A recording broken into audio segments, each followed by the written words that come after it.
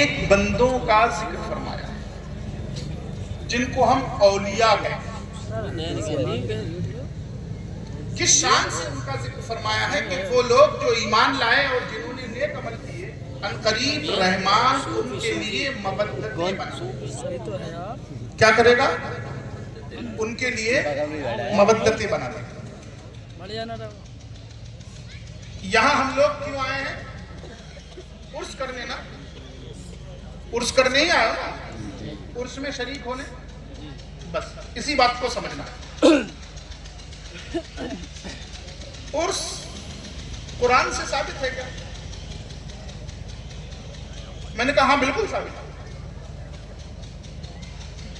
اس لیے کہ ہم نے یہ سمجھا ہے کہ ثابت وہی ہوتا ہے جس کا قرآن میں حکم دیا گیا. جو کرنے کو قرآن میں کہا گیا ہو وہ قرآن سے ثابت ہے، اور جو کرنے کو حدیث میں کہا گیا ہو وہ حدیث سے ثابت ہے. یہ سمجھا جاتا ہے عام طور سے. حالانکہ یہ بات صحیح نہیں ہے کہ قرآن میں جس کا حکم ہے وہی قرآن سے ثابت ہے اور حدیث میں جس کا حکم ہے وہی حدیث سے ثابت ہے. یہ اس لیے صحیح نہیں ہے کہ صرف قرآن کی احکام اور قرآن کی آیتوں کو ہی نہیں دیکھا جائے گا، بلکہ قرآن کے انداز کو بھی دیکھا جائے گا، قرآن کے اسلوب کو بھی دیکھا جائے گا. قرآن ایسی کتاب ہے جس کے لیے رب کریم فرماتا ہے ہدا. یہ کتاب کیا ہے؟ ہدایت کرنے والی نہیں. ہدایت کرنے والے کو تو ہادی کہتے ہیں، قرآن کو ہادی نہیں کہا. کیا کہا؟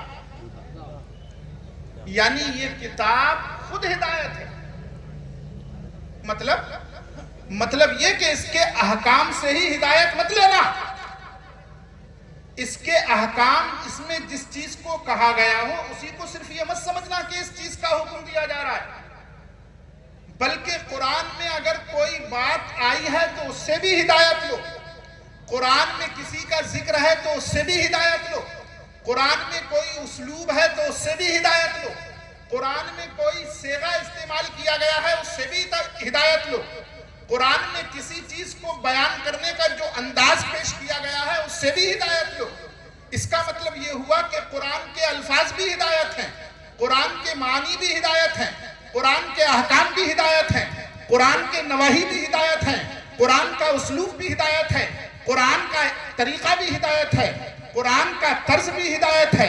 ارے حد تو یہ ہے کہ قرآن میں کہاں رکنا ہے یہ بھی ہدایت ہے، قرآن میں کہاں ملا کر پڑھنا ہے یہ بھی ہدایت ہے، قرآن میں کس لفظ کو کس طرح ادا کرنا ہے یہ بھی ہدایت ہے، قرآن میں کس لفظ پر کون سی حرکت پڑھنا ہے یہ بھی ہدایت ہے.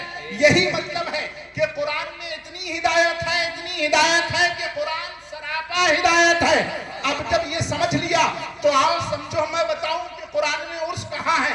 ارے عرس میں ہم کیا کرتے ہیں؟ کسی ولی کا ذکر کرتے ہیں، کسی صحابی کا ذکر کرتے ہیں. اس کا ذکر کرنے سے ہمیں خیر ملتی ہے، ہمیں فیضان ملتا ہے. اچھا یہ بتاؤ کہ جب ہم نے اسی کا نام عرس رکھا ہے کہ ہم ولی کا ذکر کرتے ہیں، تو اب تھوڑا سا ہمارے پاس تو آ جاؤ کہ جس قرآن کا لفظ ہدایت ہے، جس قرآن کی آیت ہدایت ہے، جس قرآن کا اسلوب ہدایت ہے، جس قرآن کا طریقہ ہدایت ہے، جس قرآن میں ٹھہرنا ہدایت ہے، جس قرآن کی حرکتیں ہدایت ہیں، جس قرآن کی تشدید ہدایت ہے، جس قرآن کی ہر صورت ہدایت ہے. اب آؤ ذرا مجھے بتاؤ، احکام کو جانے دو. قرآن میں احکام مت دیکھو، یہ مت دیکھو، یہ مت تلاش کرو کہ قرآن میں کہاں کہا گیا کہ اولیاء اللہ کا ذکر کرو. میں بتاتا ہوں قرآن میں کہاں کہا گیا کہ اولیاء اللہ کا ذکر کرو. قرآن میں کہاں کہا گیا کہ اولیاء اللہ کا عرس مناؤ. ہم بتاتے ہیں آپ کو. آپ قرآن کھول کر دیکھیں، بتائیے قرآن ہماری ہدایت کے لیے ہے. اے قرآن، تو ہدایت کے لیے آیا تھا، تجھے تو حکم دینا چاہیے، تجھے تو نہ منع کرنا چاہیے، تجھے تو نہیں کرنا چاہیے، تجھے تو ارشاد کرنا چاہیے. تو ہمیں حکم دے، ہم تیرے حکم کو فالو کریں، ہم تیرے حکم کو مان لیں، ہم تیرے حکم کی اطاعت کریں. یہی تو ہدایت ہے. لیکن قرآن انبیاء کا ذکر کرتا ہے، بات سمجھ میں آتی ہے، اس لیے کہ انبیاء ہماری ہدایت کے لیے آئے ہیں. اے قرآن یہ بتا مریم کا ذکر کیوں آیا ہے؟ نبی نہیں ہیں، لیکن تیرے اندر مریم کا ذکر کیوں آیا کہ مریم نے ایسا کیا، مریم نے ویسا کیا؟ اے قرآن یہ بتا، یہ کیا بتایا جا رہا ہے؟ الا ان اولیاء اللہ لا خوف علیہم ولا هم يحزنون الذین آمنوا وكانوا يتقون. یہ کیا بتایا جا رہا ہے کہ موسیٰ میرا ایک بندہ ہے جس کی نبوت مسلم نہیں ہے، ولایت مسلم ہے.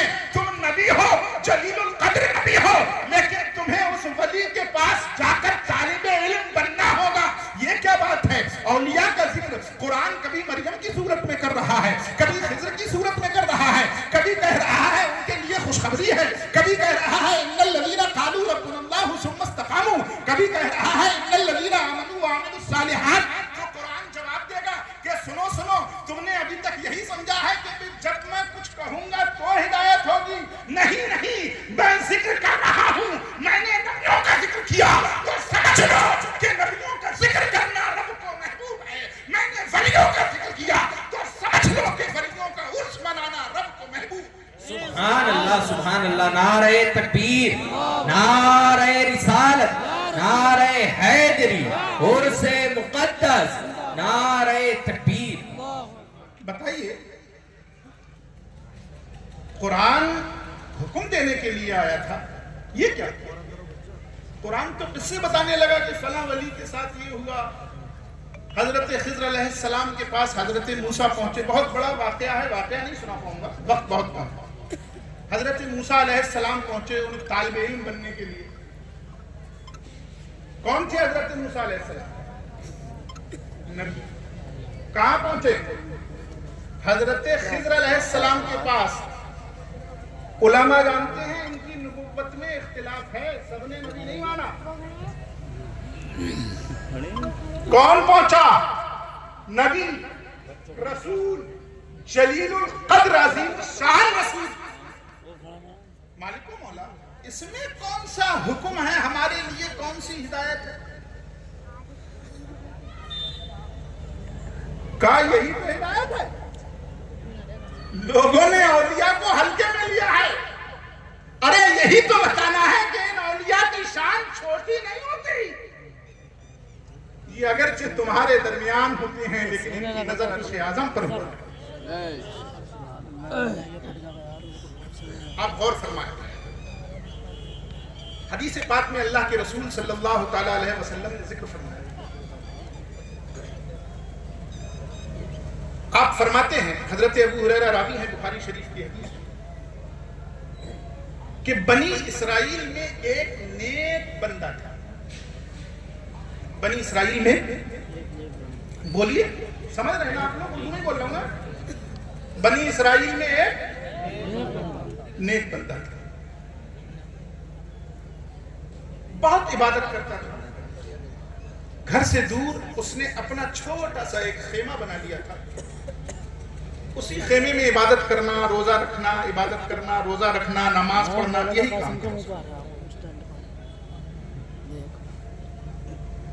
ایک دن اس کی والدہ گئی، وہ نماز میں تھا. والدہ نے خیمے کے دروازے پر آواز دی، واپس آواز نہیں آئی.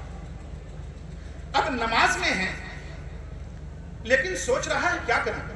ایک طرف ماں کی آواز ہے اور ایک طرف نماز ہے. ماں کی اطاعت بھی فرض ہے لیکن جس کی بارگاہ میں کھڑا ہوں وہ احکم الحاکم. ہمارے یہاں حکم یہ ہے کہ اگر نفل نماز آپ پڑھ رہے ہیں اور ماں حکم دے تو آپ کو ماں کی آواز پر لبیک کہنا ہے. جوان بچے بیٹھ کے سن لیں خاص طور سے، کیا کرنا ہے؟ اگر آپ نفل نماز بھی پڑھ رہے ہیں اور ماں نے آواز دے دی تو ماں کی آواز پر لبیک کہنا ہے. دیکھ رہے ہیں ماں کی شان؟ ان کے یہاں یہ حکم نہیں تھا. اس نے نماز